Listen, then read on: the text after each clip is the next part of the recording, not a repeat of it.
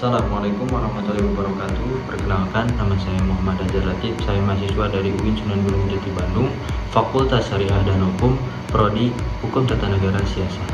Dan pada video kali ini saya akan membahas salah satu kebijakan pemerintah dalam bidang pelayanan publik, yaitu Program Kartu Indonesia Pintar atau KIPK. Namun, kita tidak akan membahas kelebihannya saja. Kita juga akan melihat persoalan yang muncul di lapangan, yaitu ketika bantuan KIPK justru jatuh ke tangan yang tidak tepat, yakni kepada mahasiswa dari keluarga mampu, sedangkan mahasiswa dari keluarga kurang mampu malah tidak mendapatkannya. Saya akan menganalisisnya menggunakan metode SWOT, dan saya juga akan mengaitkan kebijakan ini dengan salah satu prinsip dan asas-asas umum pemerintahan yang baik, yaitu asas keadilan dan inklusivitas. Program Kartu Indonesia Pintar Kuliah, program bantuan pendidikan yang diluncurkan oleh pemerintah Indonesia melalui Kementerian Pendidikan, Kebudayaan, Riset, dan Teknologi. Tujuan utamanya adalah membantu mahasiswa dari keluarga miskin dan rentan miskin untuk bisa mengakses pendidikan tinggi tanpa terkendala masalah biaya. Bantuan KIPK mencakup pembiayaan kuliah dan juga biaya hidup selama mahasiswa menempuh pendidikan di perguruan tinggi. Namun, dalam implementasinya banyak ditemukan persoalan terkait ketepatan sasaran. Tidak sedikit laporan yang menyebutkan bahwa penerima manfaat justru berasal dari keluarga mampu, bahkan ada yang memiliki kendaraan pribadi atau berasal dari sekolah elit. Lalu, apa masalah utama dari kondisi ini? Masalah utamanya adalah ketidaktepatan sasaran. Bantuan yang seharusnya diberikan kepada mahasiswa dari keluarga tidak mampu justru diterima oleh mahasiswa dari keluarga mampu.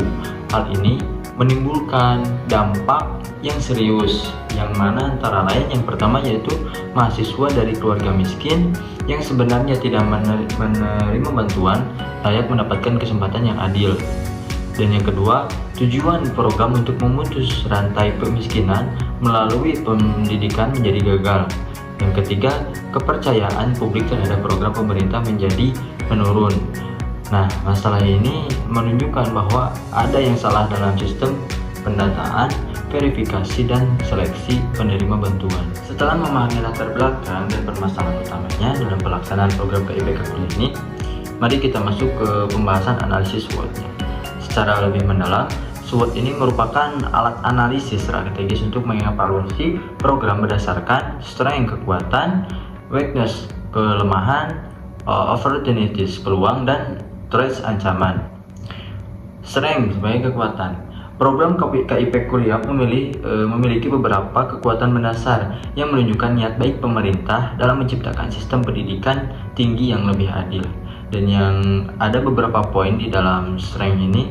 Yang pertama yaitu memberikan akses pendidikan tinggi bagi masyarakat miskin. Ini adalah kekuatan utama dari KIPK, yang mana dengan bantuan ini mahasiswa dari keluarga prasejahtera tidak perlu terbebani oleh biaya kuliah yang mahal. Biaya pendidikan yang sebelumnya menjadi penghalang kini bisa ditekan, bahkan dihapuskan sepenuhnya.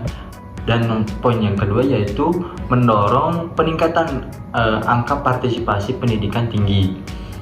Kalau bisa disingkat yaitu APK, yang mana dengan adanya KIPK lebih banyak pelajar SMA atau sederajat dari keluarga miskin yang termotivasi untuk melanjutkan ke perguruan tinggi, yang mana program ini berdampak langsung terhadap angka partisipasi kasar, yang mana pendidikan tinggi Indonesia yang masih tertinggal dibanding negara ASEAN lain. Dan poin yang ketiga yaitu mengurangi potensi putus kuliah, yang mana banyak mahasiswa yang selama ini berpotensi DO atau drop out karena kendala ekonomi bisa tetap melanjutkan kuliah karena bantuan biaya hidup dari KIPK, yang mana ini menjadi kekuatan sosial yang sangat penting. Dan lanjut kepada yang kedua yaitu weakness, yang mana artinya kelemahan. Nah, disinilah akar dari masalah kita, yang mana kelemahan sistematik dalam pelaksanaan program. Di sini ada beberapa poin yang dijelaskan. Yang pertama yaitu sistem verifikasi penerima masih lemah dan tidak terstandarisasi, yang mana banyak kampus hanya mengandalkan surat keterangan tidak mampu atau data penghasilan orang tua yang bisa direkayasa. Ya, tidak ada standar nasional yang kuat untuk validasi data penerima.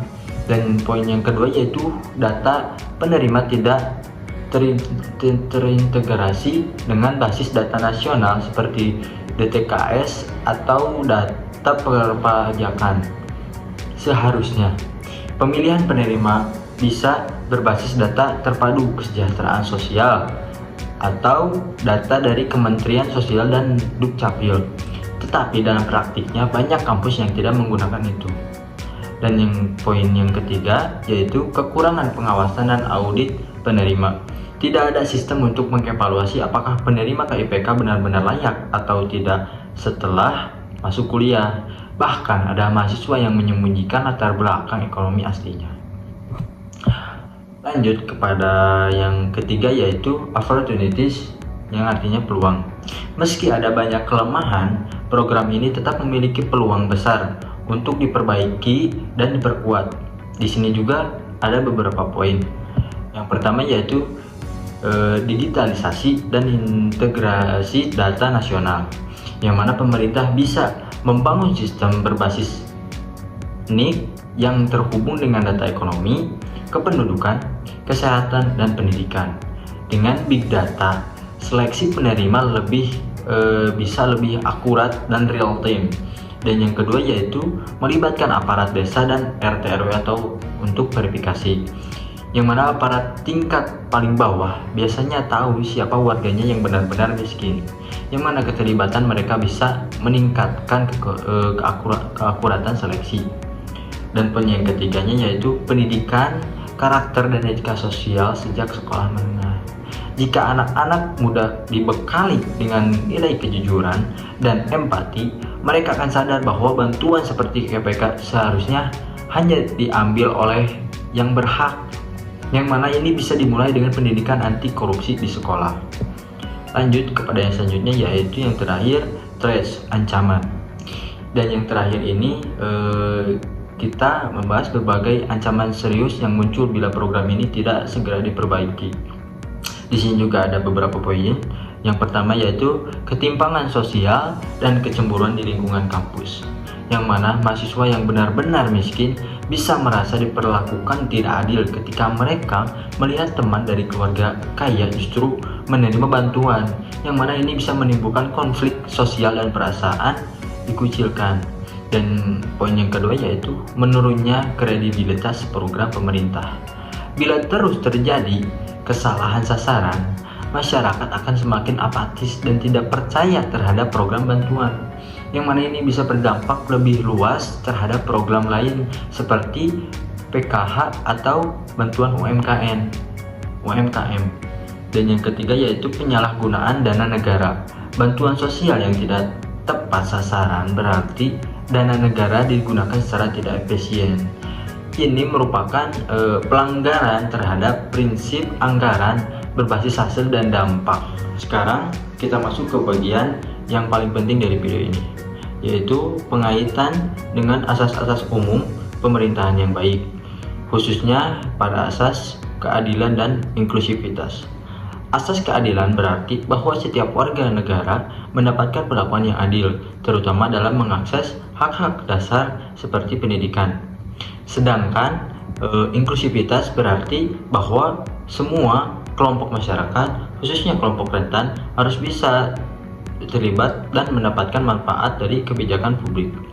Namun, ketika program KIPK justru dinikmati oleh orang-orang dari kelompok mampu, maka asas keadilan dan inklusivitas ini jelas dilanggar. Yang seharusnya mendapatkan bantuan terpinggirkan, dan yang sudah punya cukup malah mendapat keuntungan ganda. Ini menunjukkan adanya kegagalan dalam implementasi kebijakan publik secara adil dan merata. Sebagai penutup, saya akan memberikan beberapa rekomendasi agar program KIPK bisa benar-benar dapat tepat sasaran dan memenuhi asas keadilan dan inklusivitas. Yang pertama yaitu integrasikan data penerima dengan data milik Dukcapil, Dinsos, dan BPJS Kesehatan untuk akurasi lebih tinggi. Dan yang kedua, libatkan pemerintah desa atau RT RW setempat dalam verifikasi lapangan karena mereka lebih tahu kondisi warganya sendiri. Dan yang ketiga yaitu adakan audit publik secara berkala terhadap penerima KIPK. Dan yang keempat, bangun sistem pelaporan terbuka agar masyarakat bisa melaporkan ketidaktepatan penerima secara anonim.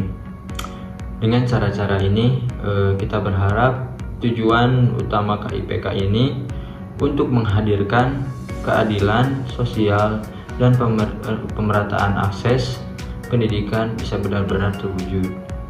Sekian video dari saya. Terima kasih telah menonton video ini.